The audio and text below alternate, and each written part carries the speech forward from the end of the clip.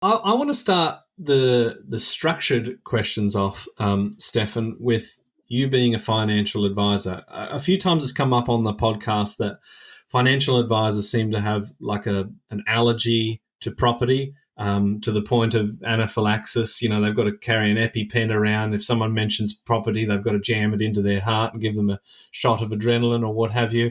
But you're all in on property and you're a financial advisor. You didn't get the memo? What's going on? A bit different, cut from a different cloth. Look, I grew up in an Italian, in a big Italian family. We loved a few things. We love coffee, we love wine, we love property. You're speaking my language, mate. So if I carried that through to my professional journey, and given my personal experiences in property, then I wouldn't be doing the right thing if I just pushed directly to shares. But you've got to understand how a financial advisor sits. So a financial advisor's job is to both grow someone's wealth and put them in the right investments. But we're very important. We don't want to lose people's money. Therefore, we look at things like diversification. When it comes to property, if you want to diversify, you have to buy a different property in different states or different kinds of properties, so commercial assets. Whereas if you look at investing into shares, you can spend your money, put your money around the world. And it shows in a situation recently like COVID-19, when that popped up, we've got Australian equity portfolios, Australian property portfolios that have decreased dramatically. But then we've got international portfolios that have actually gone up over the time. So they look at diversification, but probably one thing, which is where everyone goes to, is financial advisors are typically rewarded based on the assets that they manage. Right.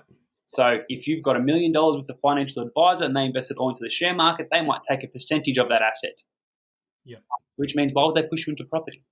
Yeah, because what are they getting there? At best, maybe a kickback if they're using an external provider to flog them something off the plan, perhaps. Kickbacks are gone because there's too much of that cowboy stuff back in the day. As an advisor now, you can't accept any kind of kickback. Right, so, even if it's disclosed to the client? Even if it's disclosed. So the only kickback we're allowed is from insurance policies. So if I see up the life insurance policy, and that's why a lot of advisors don't charge for it, because every insurance company will pay 66% upfront for insurance policy and 22% ongoing. It's like the maintenance. It's almost like a mortgage broker would get. Right, yeah. For all the work they do. Financial advisors now are the same. So if I was to refer someone to yourself to get a depreciation schedule on their new property, I couldn't accept something in return from you. Yeah.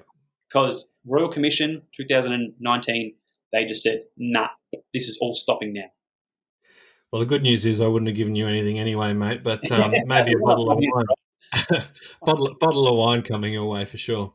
Probably with that, you got to understand, so people invest in what they're good at, especially if you're an advisor. So you never expect a buyer's advocate who focuses on property to tell someone to buy shares. Yeah. Financial advisors focus on managed funds, stock markets, and things like that. So therefore, they advise on it as well. I can't tell people what property to buy because I don't have enough experience in it. Yeah. And that's probably another reason, probably one of the biggest ones. You know, if you want to advise people on what property to buy, you better be bloody good at what you do. Yeah, absolutely. And I wonder if that's the next Royal Commission we're going to see is into some of the buyers' advocates. How easy is it to become a buyer's advocate? Well, I don't know for sure. Back in the day, I did a real estate license that was kind of like a year's worth of work. I think you can get it done sort of mostly in a weekend these days.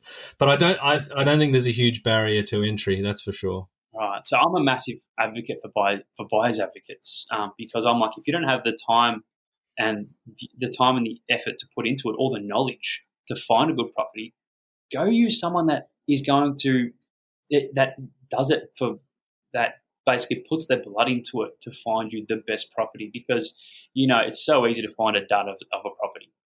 Absolutely. And I think most people do find a dud, and that's why they don't end up getting a second or a third one. And yeah, if there's one sort of industry that is featured the most on this podcast, it's probably the buyer's agents, because they're who investors often want to speak to.